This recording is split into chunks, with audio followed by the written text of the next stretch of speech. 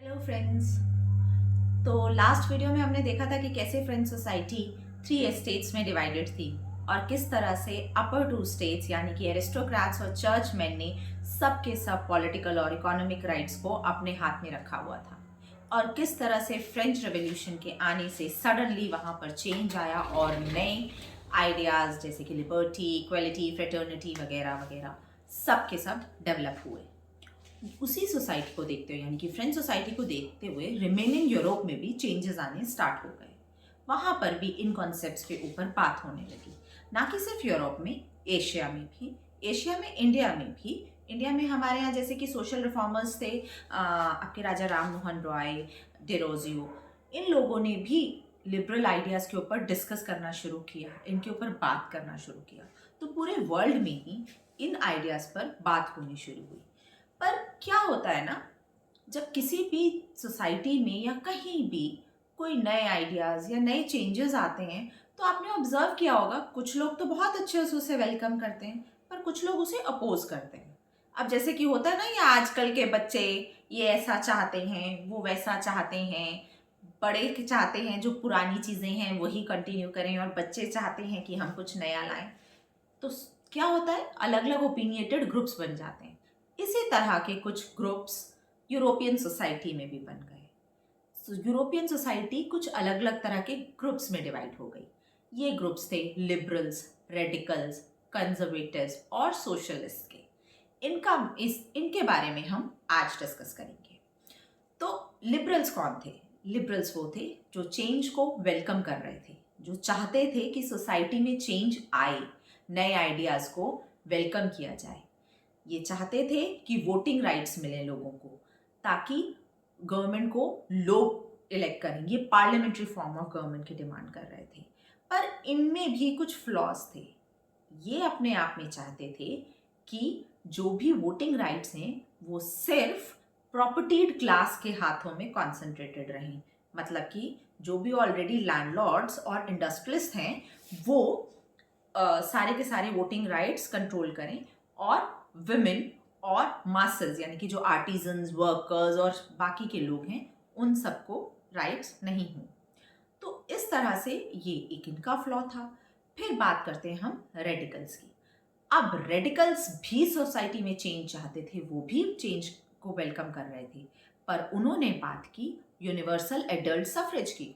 उनका मानना था कि सबको बराबर से राइट मिलने चाहिए। इन्होंने विमेन्स वोटिंग राइट के बारे में भी बात की और इन्होंने कहा कि मासेस को भी राइट्स मिलने चाहिए वोटिंग के। अब हम बात करते हैं कंजर्वेटिव्स के बारे में। कंजर्वेटिव्स वो थे जो चाहते थे कि सोसाइटी में चेंजेस नहीं आने चाहिए। जो भी हमारे ओल्ड इंस्टीट्यूशंस हैं, जो भी ओल्ड कस्टम्स एंड वैल्यूज़ हैं, उनको रिस्पेक्ट दी जानी चाहिए और उनको कंटिन्यू करना चाहिए। पर प्रॉब्लम क्या थी कि ये समझ चुके थे कि आफ्टर फ्रेंच रेवोल्यूशन चेंजेस तो अब आने ही हैं। लोगों ने सब तरफ ये अब भाप ही लिया था कि चेंज तो अब हो ही रहा है सोसाइटी में। तो इन्होंने कहा ठीक है भाई, चेंज लाओ, ट्रांसफॉर्मेशन आए, पर ना ट्रांसफॉर्मेशन धीरे धीरे आए।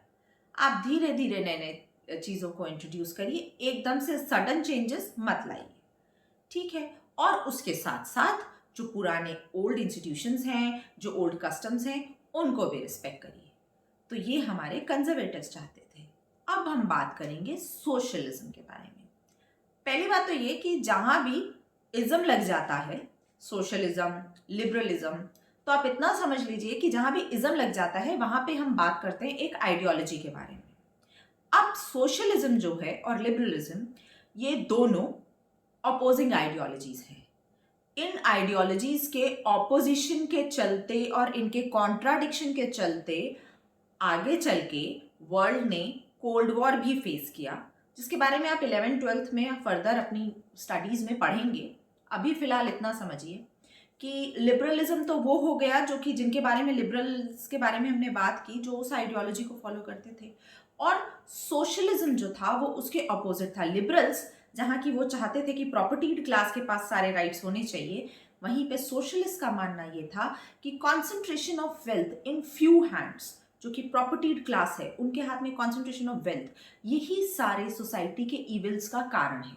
इसी की वजह से सोसाइटी में सारी प्रॉब्लम्स हैं। तो इनका मानना था कि जो भी कम्युनिटी की प्रॉपर्टी है या वेल्थ है वो community as a own hold करे और सबको उनकी नीड्स और नेसेसिटीज के अकॉर्डिंग मिले। तो इसके सबसे बड़े प्रोपेगेटर जिनके बारे में हम बात करते हैं वो हैं कार्ल मार्क्स। कार्ल मार्क्स जिन्होंने अपने फ्रेंड फ्रेडरिक एंगल्स के साथ मिलकर एक बुक लिखी जिसका नाम था कम्युनिस्ट मैनिफेस्टो। तो कम्युनिस्ट मैनिफेस्टो में इन्होंने पूरा बताया कि किस तरह से वर्कर्स जो कि रिस्पॉन्सिबल हैं एक इंडस्ट्रियलिस्ट के प्रॉफिट के लिए, इनका कहना था कि एक इंडस्ट्रियलिस्ट प्रॉफिट जो कमाता है वो कमाता है वर्कर्स की वजह से, वर्कर्स की मेहनत की वजह से। पर क्या वर्कर्स को उनका ड्यू शेयर मिलता है? नहीं मिलता है। Workers are living a really miserable life. उस टाइम का जो यूरोप था उसमें वर्कर्स की कंडीशन बहुत ही ख़राब थी। वो बहुत ही मिजरेबल कंडीशंस में थे, उनके पास कोई राइट्स नहीं थे, उनको प्रॉपर वेजेस नहीं मिलती थी। मोस्ट ऑफ दी जो वर्कर्स थे वो विमेन और चिल्ड्रन को ज़्यादा डिमांड किया जाता था। क्यों? क्योंकि इनको कम वेजेस में आप उनको एक्सप्लॉइट कर सकते थे। 31% of the workers constituted women. तो इस तरह की जो कंडीशंस थी उसके अगेंस्ट इन्होंने अपनी बुक में बोला और इन्होंने कहा कि सभी वर्कर्स को यूनाइट हो जाना चाहिए एक साथ और जो कि और एक कम्युनिस्ट रूल इस्टेब्लिश करना चाहिए।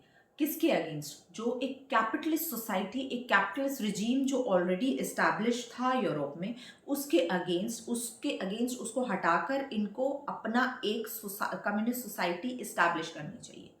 कार्ल मार्क्स के आइडिया से ही इंस्पायर होके 1917 में रशियन रेवोल्यूशन आया, जिसके बारे में हम अपनी नेक्स्ट वीडियो में डिस्कस करेंगे।